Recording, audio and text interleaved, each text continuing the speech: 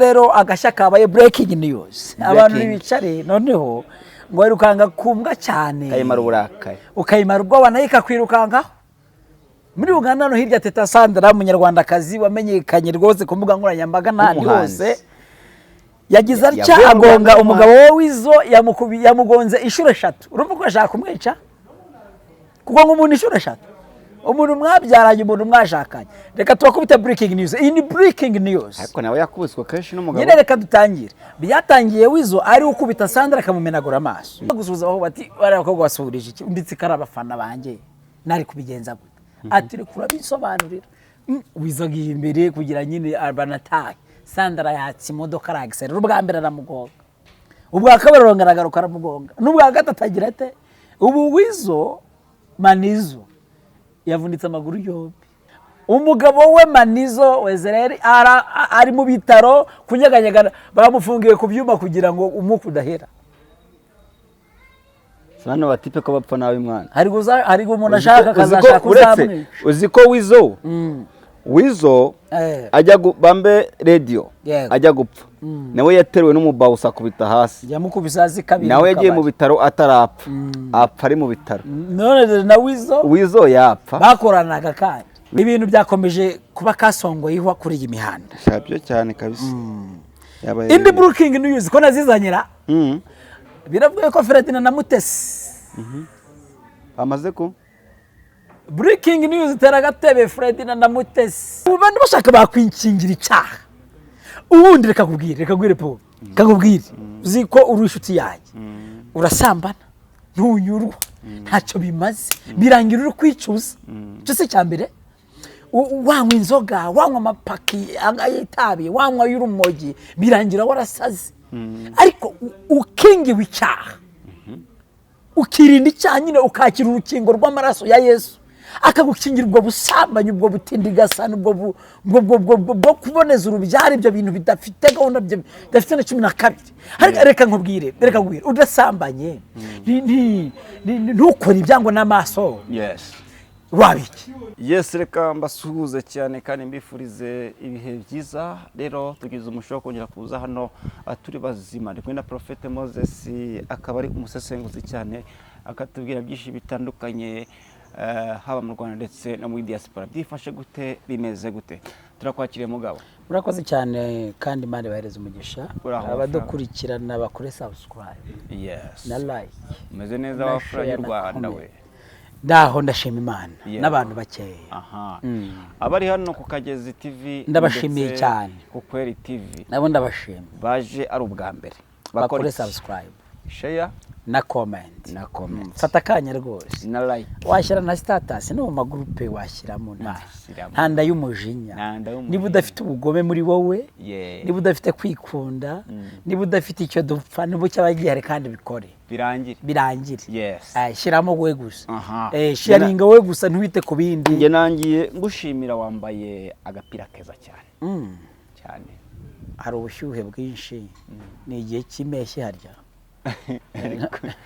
Mbe nagofero keza ameze nk'akabakera ubuzi bijyanye n'ubushyuhe natwe imyaka ibitujyanye uragira ngo ntibigenda umwanga yaravuze ngo uko wiziza gukora anniversaire ujye umenya ko igihe cyawe cyo kubaho kiri kurangira burya nukora anniversaire uyu mwaka ntukajya wishima cyane ahubwo ujye ubabara uvuge ngo mbese hari ibyo ntarakira ku murongo hari ibyo ntarakora neza nurangiza ubikore neza kandi Imana izagenda igufasha anniversaire yakaba yibutsa abantu gukizwa neza no kwihana yego no kongera kwiyindira no kwisubira ari akantu uvuze mu kanya uravuze ngo hariho ubushyuhe bwinshi yego bita numbuje yandiri biranga abasore bafite ubushyuhe se n'abakobwa bafite ubushyuhe biraza gusa abadepite hariho ubushyuhe da narose abadepite ntibabyemeje abadepite ngo barebye niko yabasina ntiyabyemeje gatora 92% ngo barebye yahise bigaragara ko mu Rwanda abakobwa hari ubushyuhe abantu bose bafite ubushyuhe ntabwo biza koroha naho maze rwose ubushyuhe aho igihugu cyicara abantu bareberera rubanda hagasanga hari ubushyuhe no mu bana w'imyaka 15 itegeko bakaritora bakaryemeza bakavuga nogira ngo mutwarinda muzarwara izo ndwara nawe yanga mutwaye inda birangire. Hano mu Rwanda dufite ikibazo gikomeye. Nuvuga ngo umutwe w'abadepite na sena rero batoye baje kubitora barabitora rwose. Ni itegeko rishya batoye. Yego. Ati rwose abana bacu bashize. Ariko ikintu nibaza. Nimba batoye ko bagomba kuba bajya muri Ronapo bakaboneza urubyaro. Na sida bazayiboneza bikunde. Bazazana urukingo ngo rw'amezi 6 Minisitiri wa Minahefe yarabivuze. Se bazanye urw'imyaka 5. Kuki batazanize urw'imyaka? Simbizi. Muzi ko atari uzizana. Azana rubaho. Nigerageza. Niko Minisitiri yavuze. Basuzumiye kuki se? Barusuzumiye kuki ku bantu tu cyangwa uja no kurusuzumira inaha na wabimenya. Barango bakorera ngo basuzumira ku nyamaswa keshi. Nawamenye ibya. Bafata nk'ingagi. Nawamenye ibya. Bakayikubitamo sida. Bakayikubita n'urukingo. Cyane rwose. Ko buri ingagi impamvu zuba burango ni nk'abantu. Arega hari abantu bakera twiga siyanse batubeshyaga ngo ingagi buri urebye ngo ingagi ngo muri siyanse ngo abantu bakomoka ku ngagi ariko no kubeshya. Harimo abantu basa n'ingagi ariko ushatse kuvuga iki? Dore impamvu mbivuze. Hari umuntu abonye kuri YouTube kandi umunyarwanda. Kandi ejo muri tuzazita izina. Izina. Aha, rero ninjyeho nzazita Nkunze u Rwanda. Ukunze u Rwanda? Nge bamaye yo kwita nayita Kwanda. Kwanda. Oya, Kwanda ni izina ry'abantu. Oya, Mugisha se izina ry'abantu ejo bayise Mugisha. Mugisha? Ako wamuganye. Abingagize zisigaye zifite amazina meza kuruta abantu bari kuvuka. Umwana wa Kalisa Karasira ngo yitwa Kwanda. Oya ngiye nahita iyo nabona bamye ngo yita izina. Nahita nyita Nkunze u Rwanda. Ahubwo Kwanda babyita ingagi kuko n'u Rwanda rwagutse n'u Rwanda rumeze neza. Nibyo rero nibyo ngibyo. Nkunze u Rwanda we. Nkunze u Rwanda, Nkunze u Rwanda. Yes, hanyuma twagiye mu Uganda. Yego. Haravuga iki?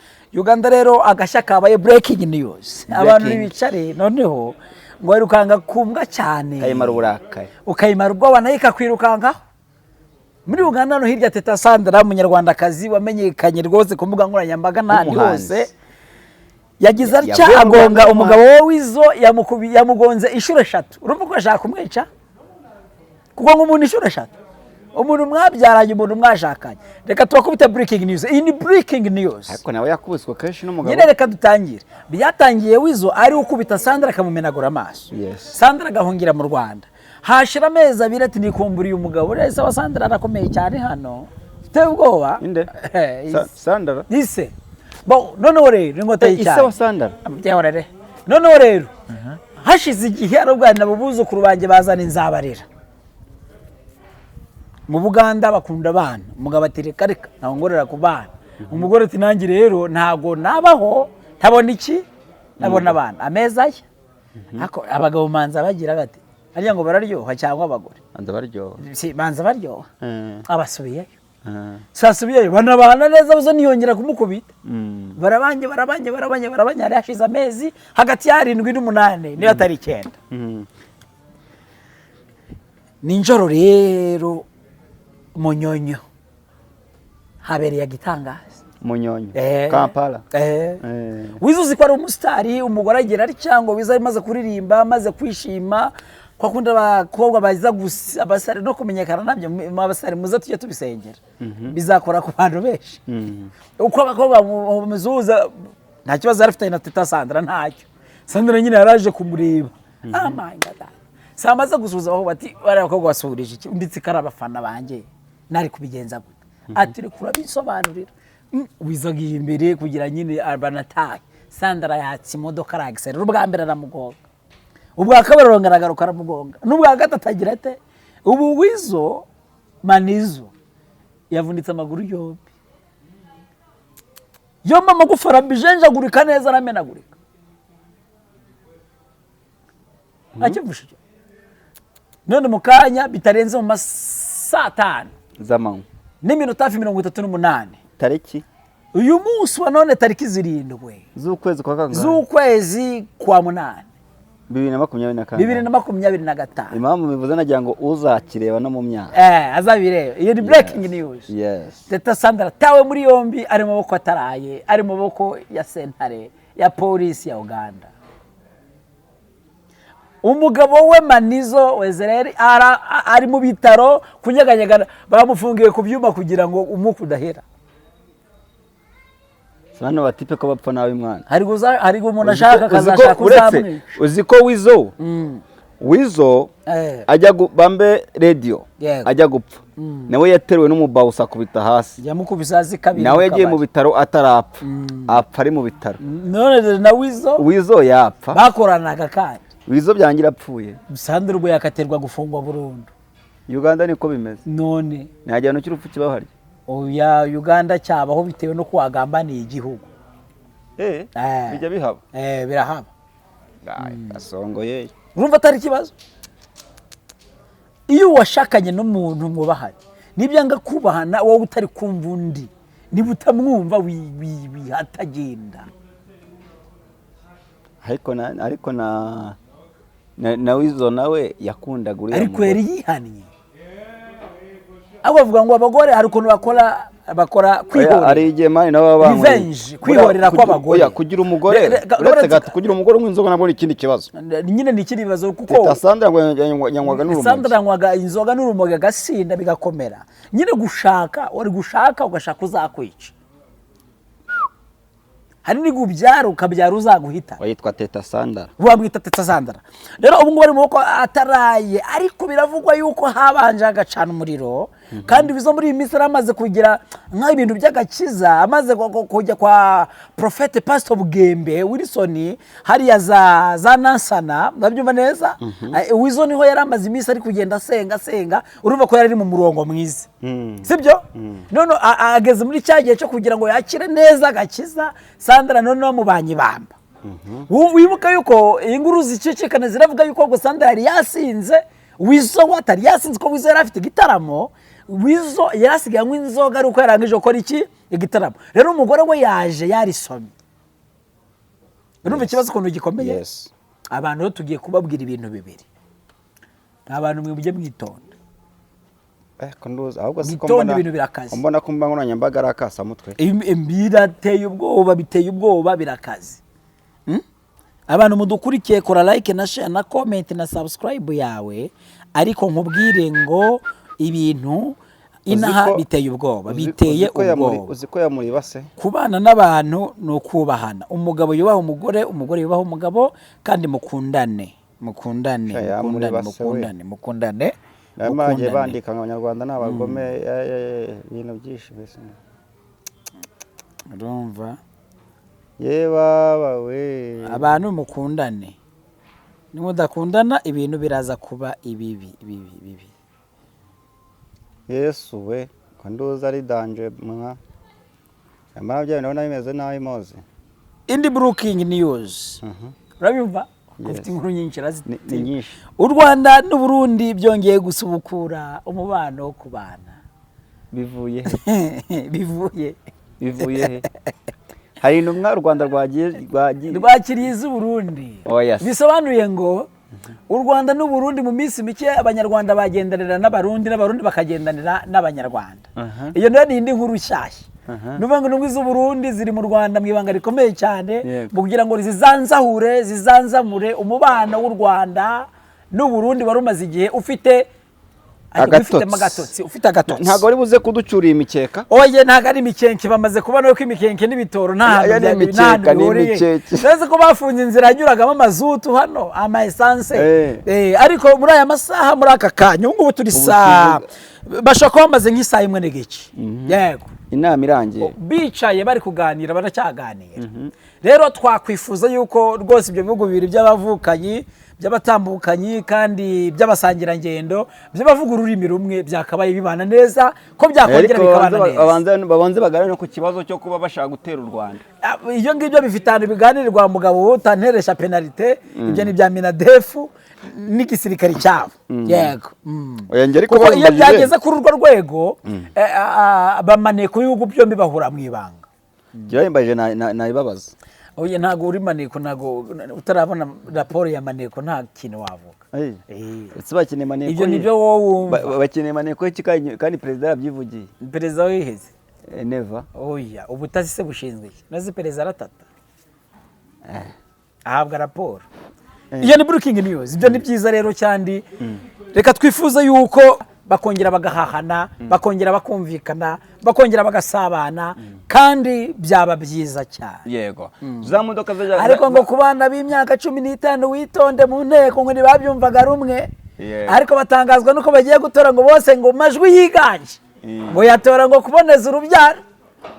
Ariko ngo kaba kabaye rero rero ngo hari indirimbo abanyarwanda basohoye ngo abakobwa bafite ubushe n'abahungu, ubu bushe buraza gukora ku bantu. Oya, nta ndori vugira ubusa, buri hari impamvu ryatowe. Ubwo nyine rikabaye nyine none zikaro bareberera rubanda. Uzi kubona abana batabuze icyo babuze mu ngo zabo, mu ngo ziwabo banakize, asaba umwana bamufungiye ku gikuta, imwe baramusambanyiza ku gikuta, hajya kuri ugasanga yarwaye sida, yarwaye inda, byose cyane. Ibyo ngibyo byo ukiboneza urwaro byatuma adatwara sida. Sida yayirwara kandi urukingo ruzi ntiyabyara ariko sida yayirwara, kandi urukingo rwayo rwaye ntiyatwita ariko mburugu yazi.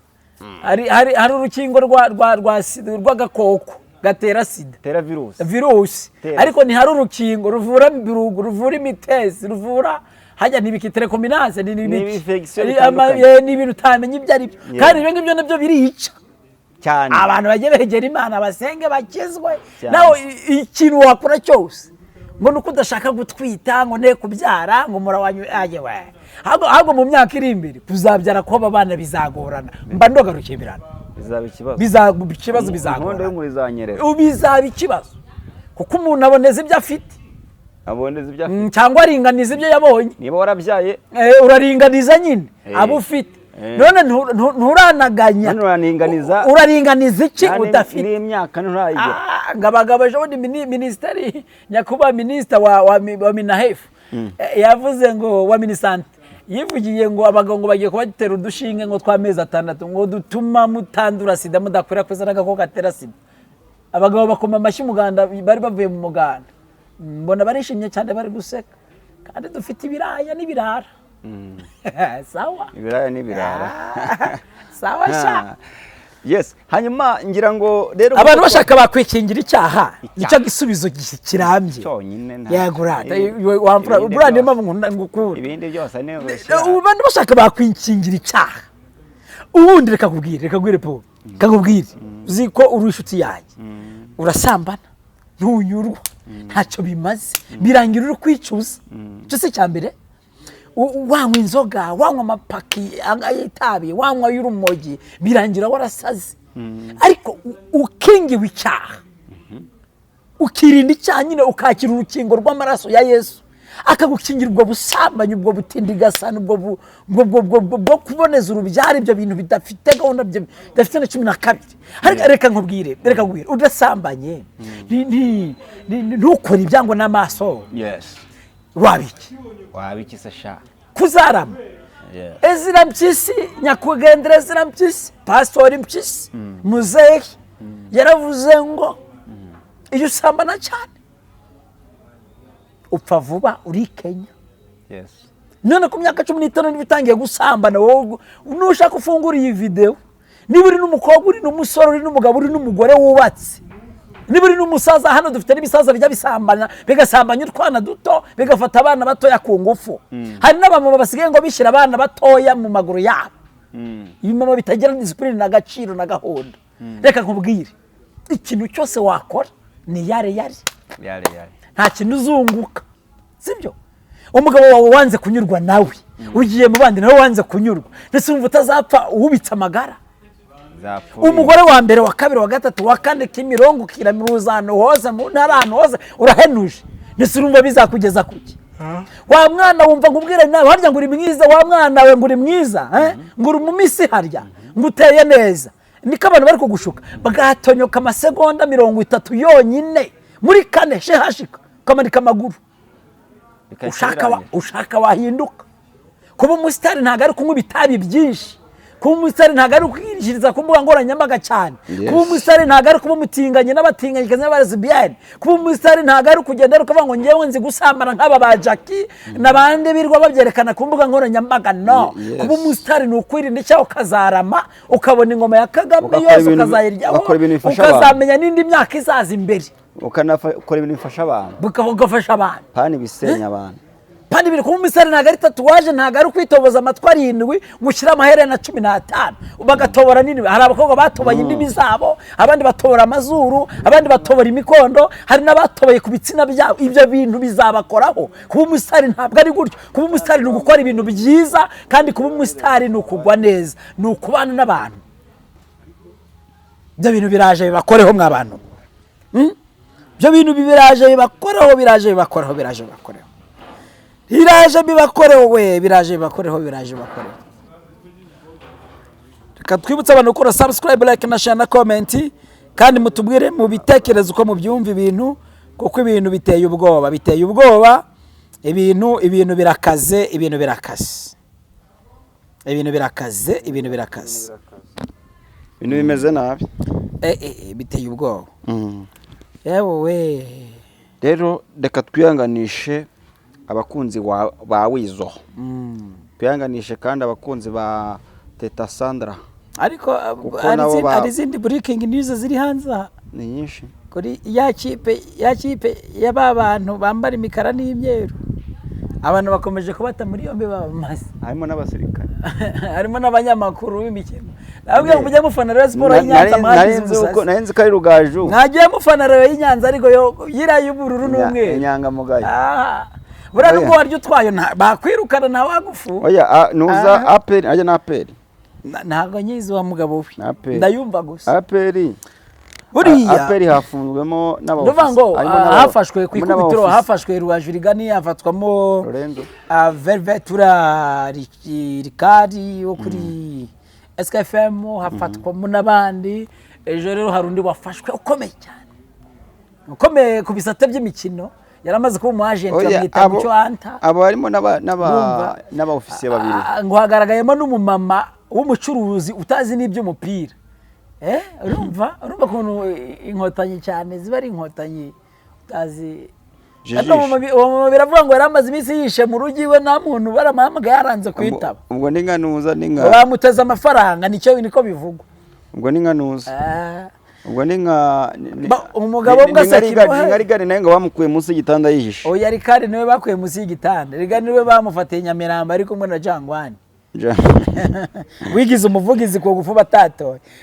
Ariko rero manza ari nziza akambihorera. Okay, noneho rero ibintu byakomeje kuba kasongo yihwa kuri iyi mihanda. Cyabyo cyane kabisa. Indi breaking news ko nazizanyira. Biravuye ko Ferdinand na Mutesi amaze ko breaking news teragatebe Ferdinand na Mutesi batandukanye. Oya damva kandi tubwire nyine basubiye muri Qatar kongera kwishima, kwiyibutsa ibihe byabo byabuki. nta mwaka ushize. Ubwo rero abavuga ko bagiye gutandukana basubiza amerwe mu saho. Muraza kubona indege ihaguruka, ndaguka none rahaguruka mu gitondo. Simbaza ari inkuru na muntu yizi. Ni breaking news. So reka uyu muryango reka tuwifuriza kuzubaka Oya Mutesi iteka ryose ndetse na Ferdinand rwose bakomeze benjoyinge, bakomeze babeho neza, bakomeze barambe, bakomeze bishime. Kandi umwana wa Mutesi Imana ikomeje kumukora imirimo n'ibitangaza, arimo arakira kandi biragenda neza. Se bajya kurya ubuzima Dubai bimeze neza. Umwana nuko yakize, nuko ari koroherwa, ameze neza, ameze neza. Bajya kuryoshya umwana akirwaye. Oya umwana ameze neza, bisobanuye ko umwana meze neza. Ubushize bagiye hose Dubai umwana arwaye cyangwa yaratararwaye. Icyo gihe ntabwo yarararwara. Rega umwana kurwara umuntu yararwara n'aka kanya, n'ejo yararwara. Ariko amakuru meza ari ku bakunzi ba Mutesi ndetse na Ferdinand nuko nimugoroba mukanya gato barafata indege rutema ikirere cyangwa mu gitondo, nuko kundi ibintu meze. Wowe kukageze kora subscribe no kukora TV Rwanda, kora subscribe, like and share na comment. Izo ni breaking news senya tubahaye. Shash. Yes. Sizi cyanewe cyane sizanyazo cyane. Mukore subscribe. Nejo nzabazanira indi breaking news. Biravugwa ko representant regare wa ADPR oya nzayiba hejo. Kora subscribe, like na comment. Ese nzago zaba zigiye guhinduka? Yes. Cyangwa bagiye kuzamurirwa titre? Uze kubibaza muri commentaire. Murakoze cyane. Harimo bishop bizaba ngo iby'ama bishop bizaba iby'abapotre. Ejo nzabazanira breaking news ya ADPR representant regare. Bimeze bite? ese intebe yirahirima cyangwa agiye guhabwa izindi nshingano? aya ahubwo akomeze ayobora iteka ryose. Oya, nzababwira n'urwandiko. Oya, dukomeze ejo nzabahereza breaking news. Turagushimiye. Yego, natwe turabashimiye abakunzi bacu kandi mwagize neza. Yego. Yes, reka mbasuhuze cyane kandi mbifurize ibihe byiza. Ni kenshi tuboneka tugana byinshi bigiye bitandukanye, gusa ariko tukanagira inama abantu. Turasesengura ariko ntabwo dusesereza, ahubwo tuza tugorora ibyari bihengamye. Bimeze gute? Nyabone kugeza hano kuri TV Rwanda, Kuneza Empire, Ineza Akagezi ndetse n'Akagezi hose gerayo maze ukore subscribe. TV ukore subscribe.